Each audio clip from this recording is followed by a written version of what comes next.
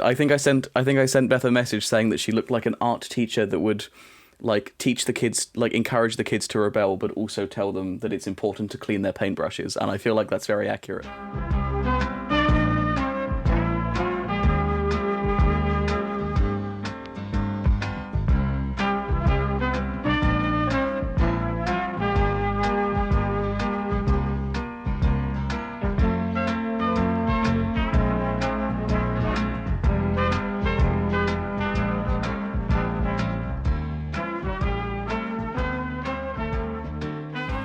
Good afternoon.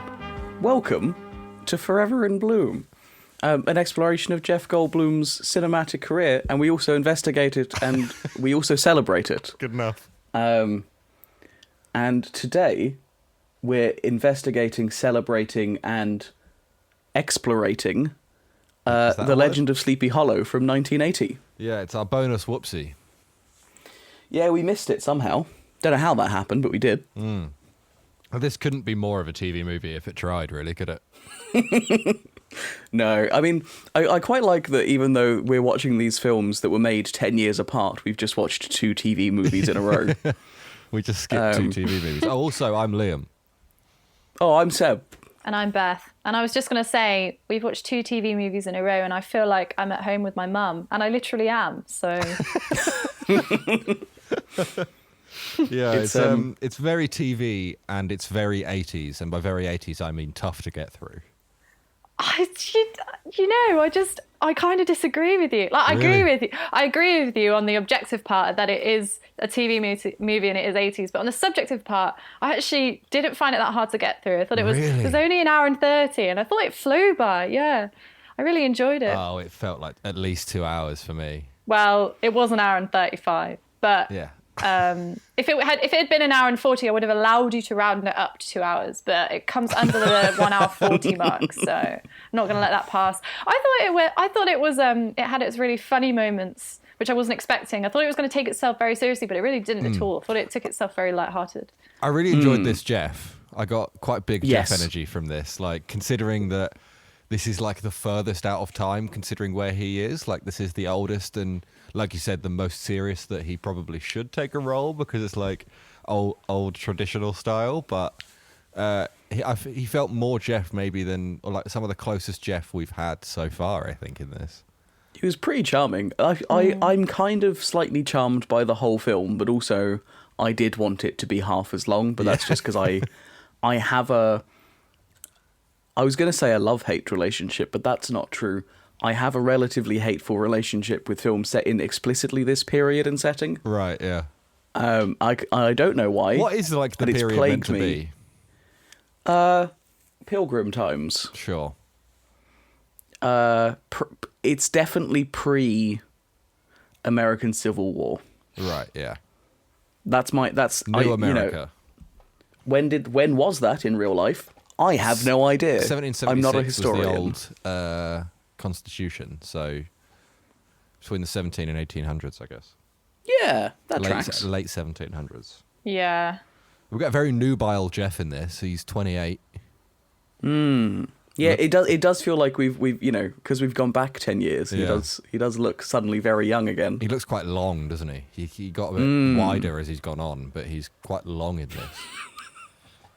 I think maybe that adds to it, the idea of him coming to this small isolate town and him being an outsider, and he's the longest of all the town, and therefore he's a threat to all the women. And threat to the men who will marry him. He's antagonised almost exclusively by very wide men. By round men, yeah. And one of them has my favourite name in all of Hollywood, and that's Dick Butkus. Oh yeah, it's the fact that was his real name. Yeah, he chose that. He signed up to the Screen Actors Guild. He could have changed his name to anything, but he decided to go with Dick Butkus. It was a simpler time, wasn't it? People were naive. You could get away with that kind of thing. I don't know, man. I think any period in time you say the words dick butt, anyone's going to laugh. Yeah. I like how Jeff was like the butt of the... But moving on, segueing through, he was the butt of the joke in this film. He usually always... We're so used to him playing roles where he's like the charming, sleazy guy who always comes out on top, or he's a bit of an underdog who like fights his way up. But in this, he is complete underdog, like he's complete outsider. It kind of makes me want to be on his side a bit more in this. If we're looking at it, like how his roles make me feel about him as like this weird entity that we've created him as. I actually cared for him probably the most in this film than I ever have in any of his other roles, and I don't know why. Something about it. I guess it was a lot of like the world against him, people trying to set him up just for being beautiful. Yeah. Because I mean, what Dick Butkus played Bron, what was it? Bron Bones. Bron Bones, which is also a name I quite enjoy. Like diving through the story because it's quite basic. Is Jeff is Ichabod Crane, who's the new schoolmaster in this like old American town, and a particular woman called Katrina Van Tassel, played by Meg Foster, who was essentially being like arranged marriage by her father to Bron Bones. She's taken a liking to Jeff because she wants, in her own words, a gentleman that she can walk on a beach with, and Bron Bones decides to just fuck with Jeff and like make everyone think that he's insane in the same way that all the other schoolmasters have gone insane because they're seeing ghosts and they're seeing the headless horseman and all this shit. So he's trying to get the whole town to turn against him. Quite a classic story, isn't it? Sort of like told over and over in many different ways. Yeah, I mean, I think I counted 11 film versions of The Legend of Sleepy Hollow. Like another 20 shows as well. Like there's so I wonder why it's been such I guess I'm comparing. It's like almost like a Charles. It's not Charles Dickens, is it? I'm seeing it as that kind of level though. No, but it is classic sort of literature in that way. Yeah. It's in public domain, isn't it? It's a public domain story, so anyone can do what the fuck they want with it. Yeah. So there's and I guess it's quite a simple narrative in the sense that it can be twisted into like having any kind of meaning that the director wants to put onto it. In this, I felt like there wasn't really too much going on in terms of themage.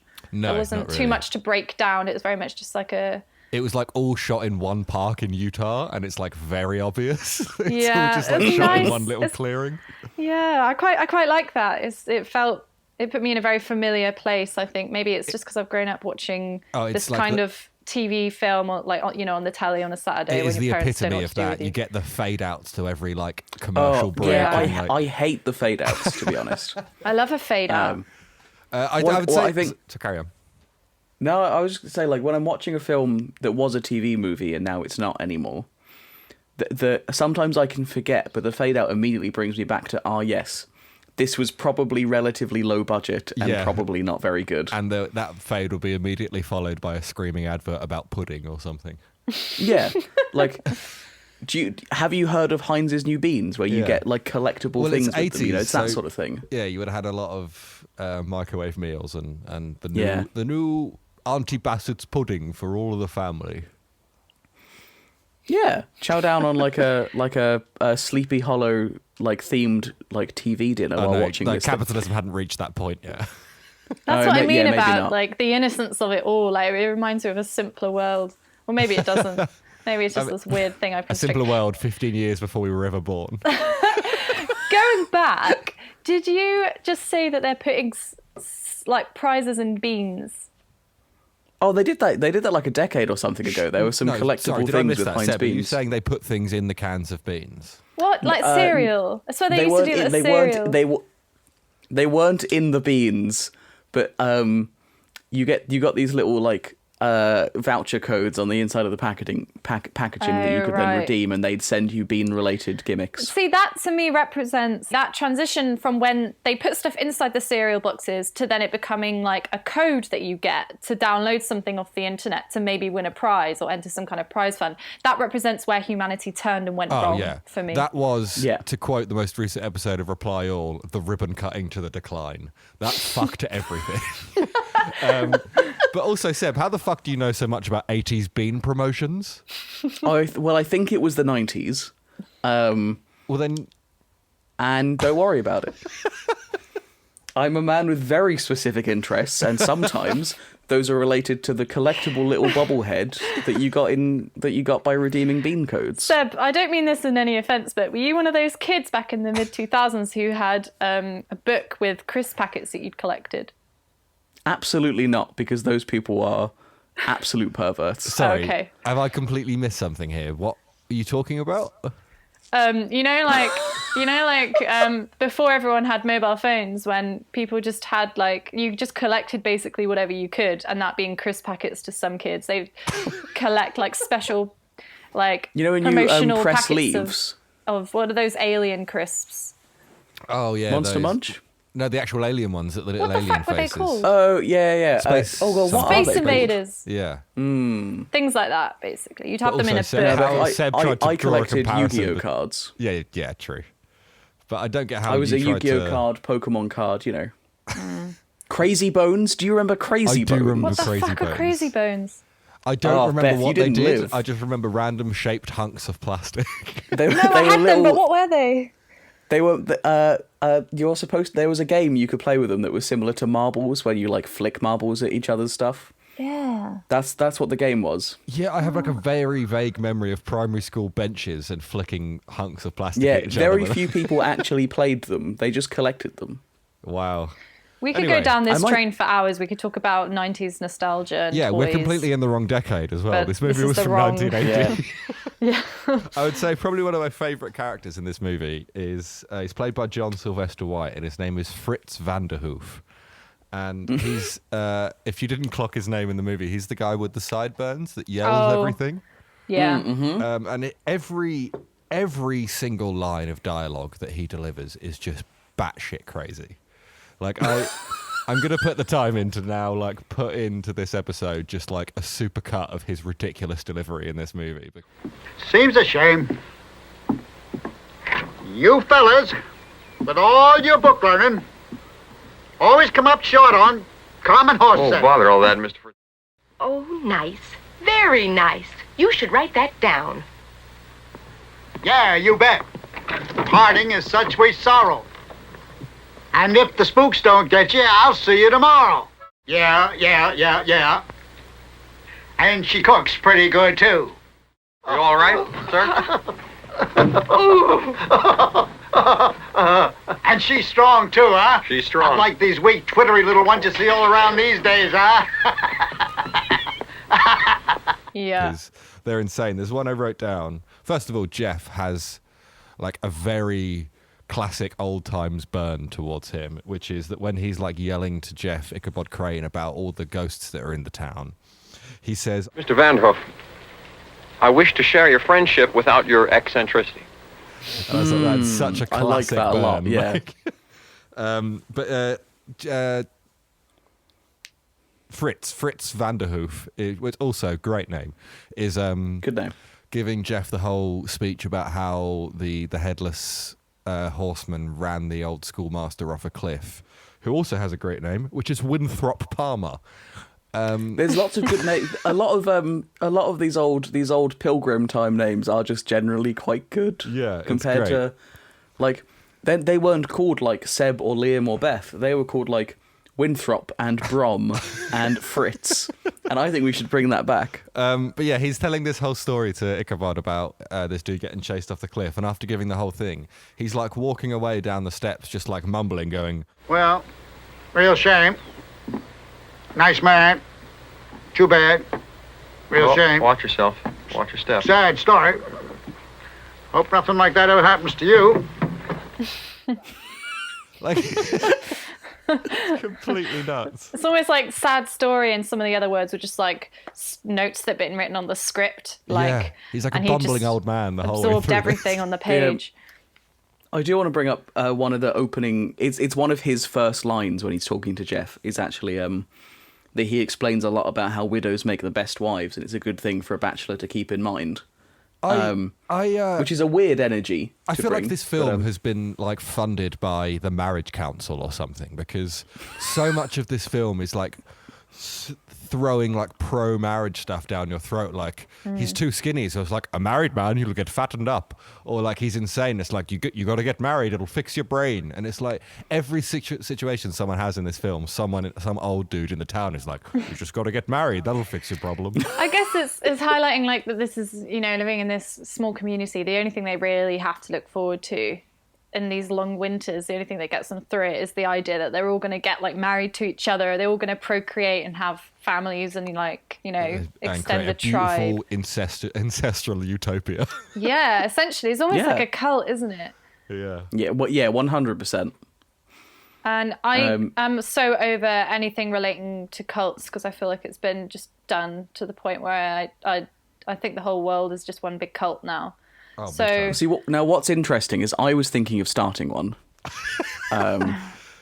So I would love to get you on as a consultant, a cult consultant. I'll take it just purely for the job title of cult sultan. To be fair, we did have a die out in this period. Between like the 70s and 90s, there was so many like essentially suicide cults that came around, and like crazy alien cults about going onto the mothership, like Heaven's Gate and stuff. And something happened in the 90s that all of those died out and everyone gave up on it. So it's the right time now to have a resurgence. Yeah, big time. Yeah. It's coming around. Yeah, I mean, we're having around. an 80s fashion resurgence anyway. So when are the cereal toys going to come back? Wednesday, actually. Brilliant. So I just want to bring up one other very, very early quote from the film, which is actually a Fritz Vanderhoof quote. Nice. I want to make sure you get this one in there, which is that he's talking about how Brom Bones assaulted the last schoolmaster. Yeah. And Jeff says he assaulted him, and Fritz Vanderhoof replies saying, Assaulted, peppered, and roasted him too. There were too many good lines from him that I didn't write enough down. I was just like, I'm just going to find them all and cut them into the episode. But yeah, I thought that was cool. I thought that was a good line. That So is a much great about line. this film just felt like amateur dramatics as well. Like the dude that played Winthrop Palmer, who I guess was like pretending to be a ghost for most of the film. I don't really know. Yeah. Has like the most basic amateur dramatics, like evil laugh you've ever heard in your life. Yeah. Like every laugh starts with an M.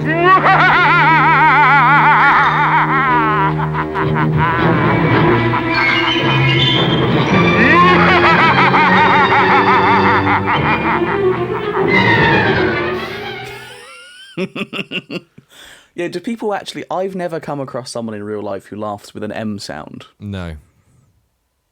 I just don't think it actually happens. It's like a vaudeville villain kind of thing, isn't it? Like, yeah. There are a couple of things in this film I think that also made like no sense at all. And one bit of dialogue was between Brom and his like weak mate. And they were who was a strange they were man. sawing a log together using one of those like double-handled swords, and it's not working. And his mate shouts, "You pull twice as far as I push, so that means I have to do twice as much work as you to keep up." And I just don't think that tracks. The math in there doesn't work. I think the whole point is that he was very dumb. Like throughout the whole film, the joke is that he's dumb, and therefore is like every line he says is just a bit wrong.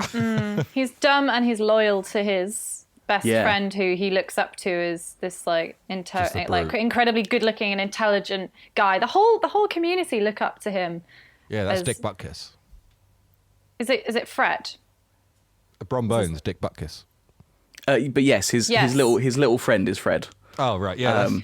What's his full name? Sorry, Fred looks up to Dick Butkus as... Yeah. Frederick Dutcher is his name, spelled with a C. I'm really confused by all these names. It's beautiful. But like he's even introduced in the like, Brom Bones is there, you know, being like, "I'll beat you up," and then Fred's in the background like, "Yeah, he'll beat you up." Like he's very much that like he just like emphasizes and reinforces whatever the big man says. Leans out behind and shakes a fist, like that kind of guy. Yeah, absolutely. Like he's laughs at the basically same an time. extension of him. He's like Brom Bones is like fifth limb, Big sixth time. limb, however you look at it.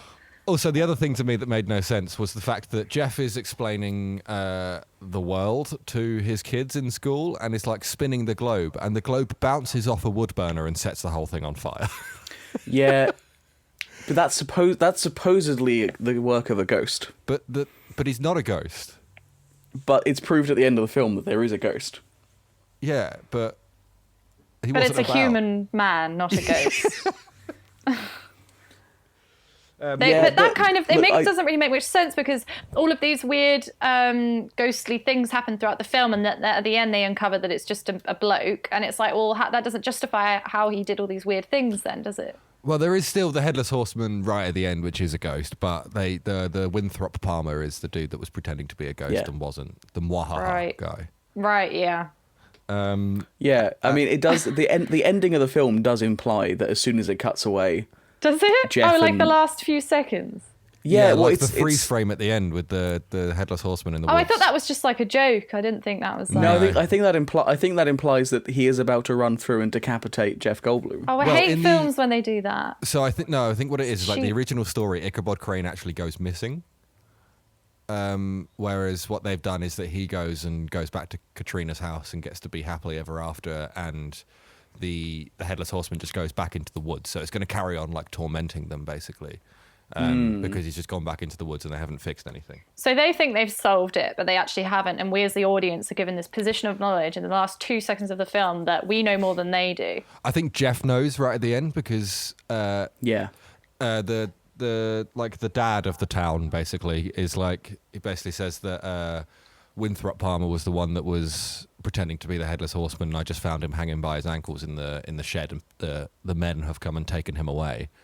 And then Jeff says, but I was just chased by him. So if it wasn't him, then... And then you kind of see it like dawn on his face that he realizes that the Headless Horseman's actually real, but like Kristen, whatever her name is, Kristen Van Tassel, says to him, like, basically just tries to distract him from it because she knows he's going to go insane if he keeps like diving down that avenue. I think that's what they were doing.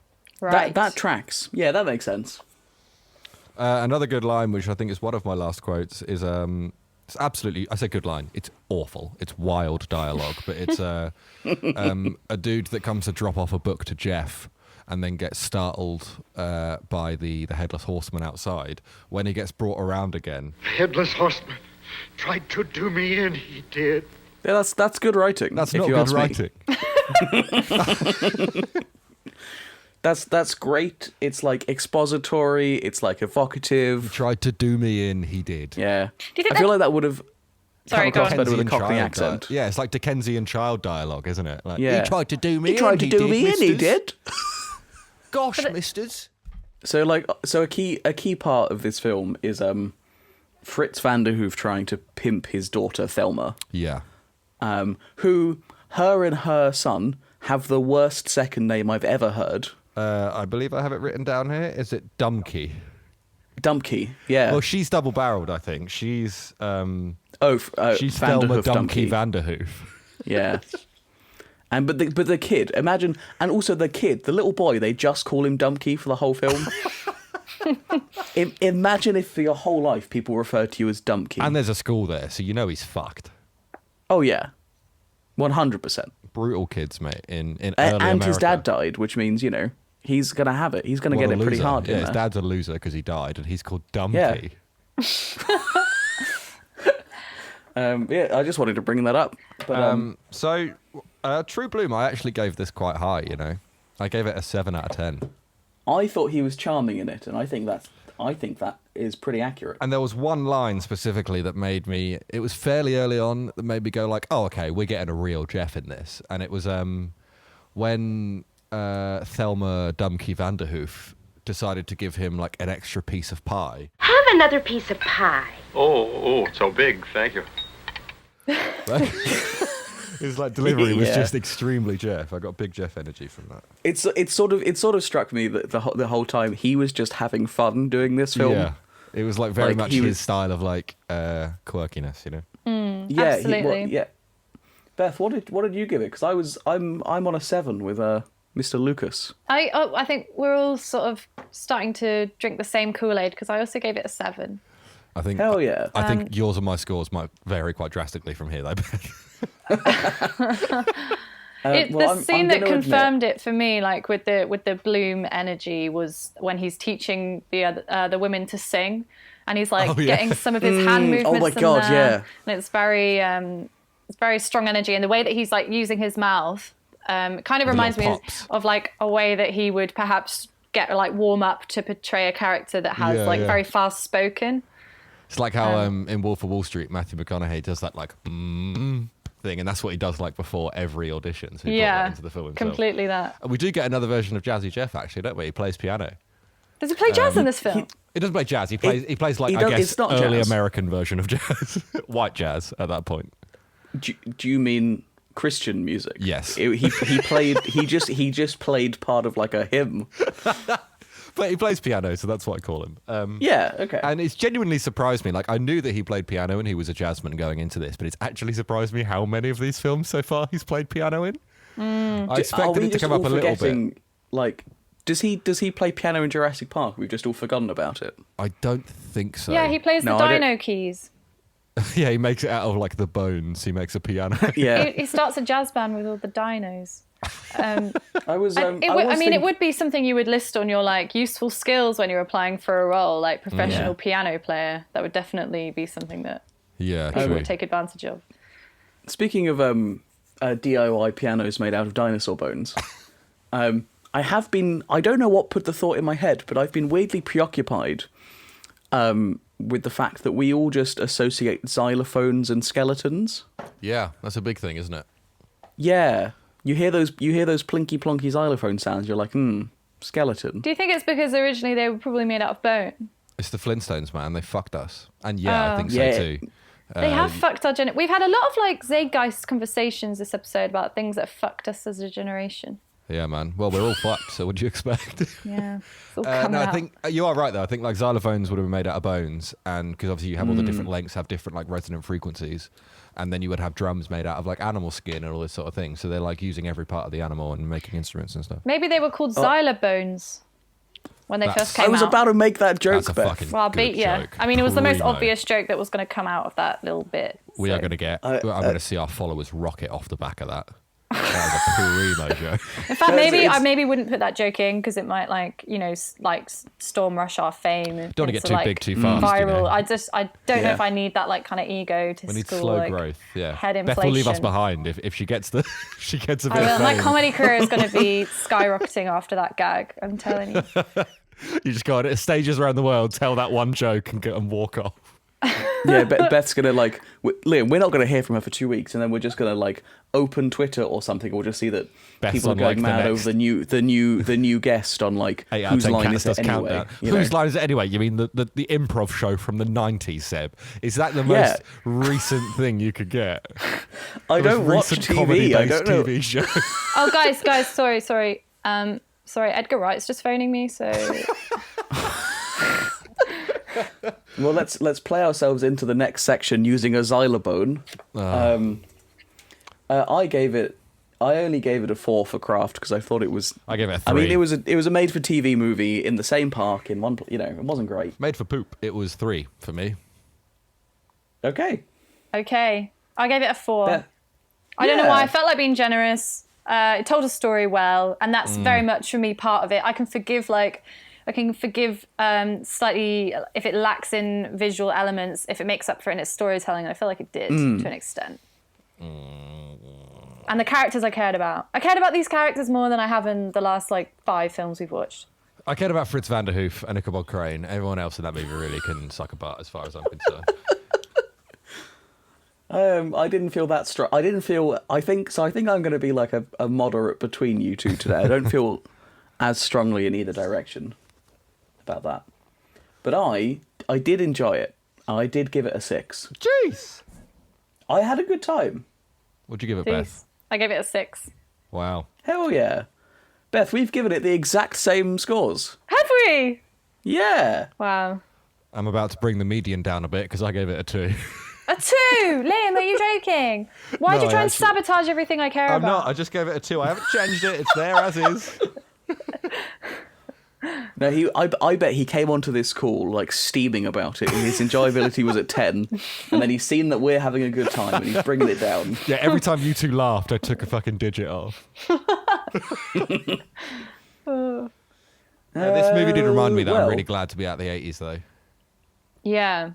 Yeah, that's true. It was like, you know what this film was like? It was like we've come out of the 80s, we're out of this horrible, like, infectious decade. And then just to make sure that we are fully, like, immune to it now, we've given ourselves a little, like, injection of it so our bodies can create thicker antibodies so we never have to touch an 80s film ever again. This is the vaccine of the 80s. I didn't want to talk about the vaccine in that way, but it just came out as I was rambling.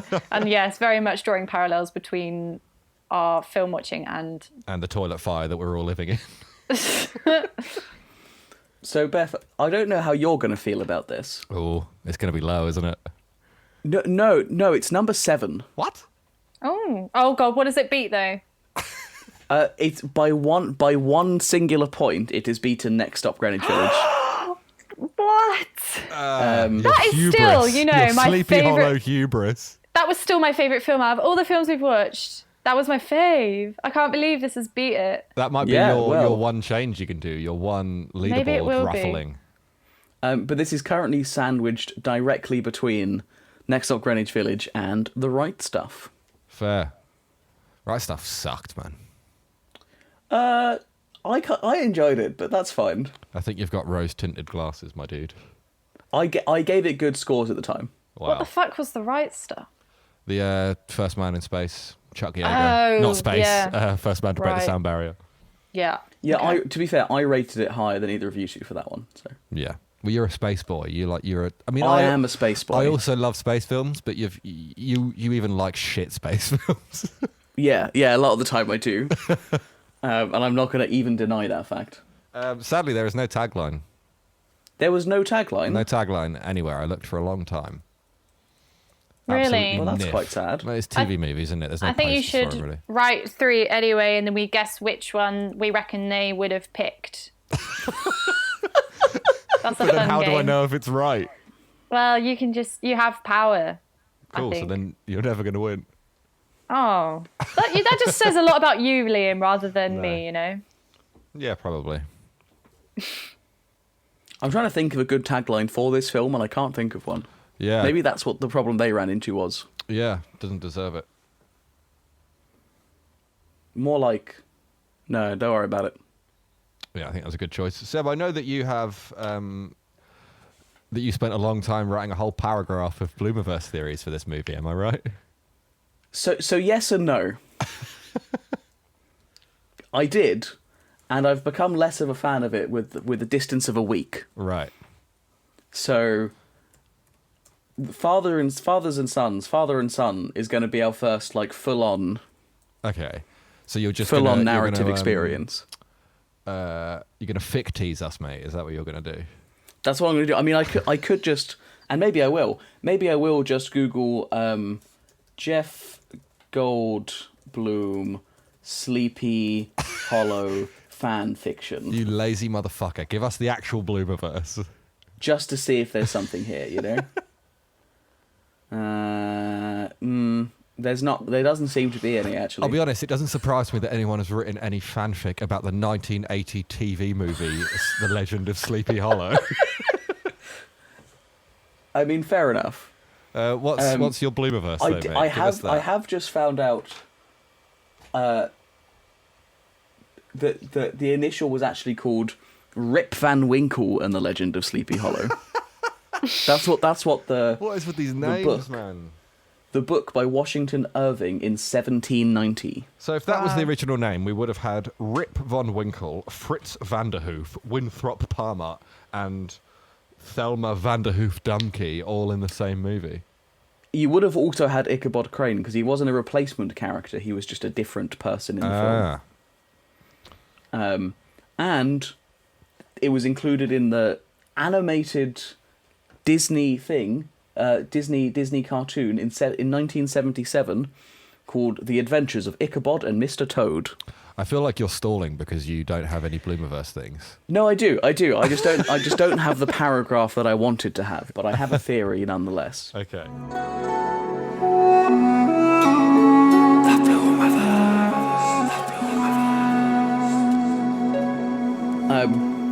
But this is, in terms of human time, in terms of our accepted human history timeline, this is the earliest we've ever seen him. Yeah.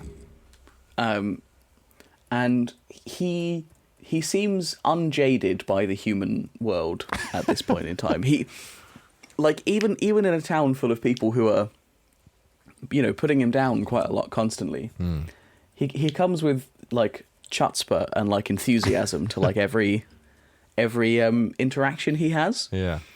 And he's quite clumsy in this film. He does, like, almost fall over constantly. Yeah. And so, like we were talking about last week with our rehabilitation stuff, Yeah. I wonder if he's very early in his time on the Earth at this point, and he spent more time around horses than people. Got them Bambi based legs. based on the time period. So he has Bambi legs. Because he's constantly, like, taking big gangly steps. He trips over things. He knocks tables over. And it's not even that he's, like, a big, strong, clumsy man. He's just clumsy. Yeah, he's a long, thin, clumsy man. Whereas Yeah, Dick and I Butkus think is it's like a supposed to round, be an big, endearing clumsy. quality. But Yeah, well, Katrina thinks so, who was betrothed to at the end of the movie. But here's my theory. I don't think we're ever going to see him earlier in human time than this film. Interesting. I think that's Is that probably an educated true. guess from looking through his other movies, or just a complete stab in the dark? Complete stab in the dark. Because this is set in 1790, apparently. I mean, that's all this Bloomiverse theory ever is, isn't it? It's this wild stab in the dark. Beth? We don't know anything. It's not like you've got a team of researchers. Yeah, you had to fire them. Remember? You don't know. Seb, your cat does not qualify as a team of researchers. Well, but me and him together do. Because then there's two of us. And actually, he's not joined us today. He's off doing something else. I've hired my cat as social media assistant. Nice. It's an Explains a internship, bit. so she's not paid, but I'm making her work unpaid overtime as well. Oh, nice. Yeah. Yeah. We've got to keep up with all the big dogs, We've got to have all the unpaid slave labour if we're going to Don't compete with bring all up the big dogs. conglomerates. Sorry. We've got to keep up with the big cats. Sorry, Beth. Did you know that cats make 71 cents of a man's dollar salary? I meant to say dogs. I fucked it up. Wait. Let me say that joke again. Give us a clean take. Give us a clean read. Did you know, Liam, that cats make 71 cents of a dog's dollars? Wait. Did you know, Liam, that Mate, I cats wish I had a make... fucking siren button right now. Did you know, Liam, that cats There's like, make... what, air I give horns? up. Yeah. I fucking give up. Just cut it out. I don't care. It wasn't even funny. The joke was there. Don't know mate. why I bother. People can piece it together. Can you just mash something together out of that 3-take mess? Yeah, I'll give you a Frankenstein joke at the end with like Thank a word you. from each sentence. Did you know that a cat makes a dog for every 71 man? My point is, I think he's maybe had only one or two vessels before this point. Interesting. I think this is very early. So also early in his pianist's career, or is that something Yeah. that he was just gifted with from birth? I have to assume that there weren't pianos where he comes from. Wow, that's a bold claim to make. Yeah, it's a gut feeling A thing, man So that's he's played been piano in more films than he hasn't, and has a jazz band with multiple albums. You're Yeah. saying that before he was in the 1770s as Ichabod Crane, he'd never seen a piano before. yes. But he can And just play hymns perfectly. Well, he's practiced before we see him in the film because he went to. So something is maybe so. If he lives all of these different lives, he almost definitely doesn't have, like, he's going to be meeting new people every cycle. He's going to be falling in love with new people, and people are going to be dying and whatnot. I think he has an eternal love that he discovered when he landed on Earth the first time. And it was jazz. And it was jazz. And maybe he played a xylophone made out of dinosaur bones early on. And I he just had discovered to watch music. Beth stifle a yawn at the word jazz. Notice stifle for you, Liam. Thank you, I appreciate that. But yeah, so I think maybe his one true love is the piano. Yeah. And that's why he plays it all the time. And maybe that's his one skill, that every time he gets a new body, he doesn't have to relearn. It's Yeah, just, he was it's that chosen. You strong. can carry your your grade 8 jazz theory over with you, or you can learn to walk again every time. Yeah, and I mean, I think he's got his priorities in the right place. I mean, yeah, it only takes you like 2-3 years to learn to walk as a child. It takes people like 5-10 years to be a prolific jazzman. So yeah, and as accomplished as he is, with the repertoire of songs that he can just burst out at any moment sporadically without any practice. I would love to think that every single time he does this, it's not written into the script, and he's just like, "Ooh, piano," and just runs over to it and won't get off it. He just sees a piano on set, and the camera just happens to be in the right place to capture multiple angles. Yeah. That's how film works, right? Oh yeah. It's all a complete accident. Just chance. That's synchronicity. They do it. All the film is done like a play in a 1 hour and 40-minute take. People are running, screaming the whole time, and it just happens to work. It's why Avatar's so amazing. Yeah.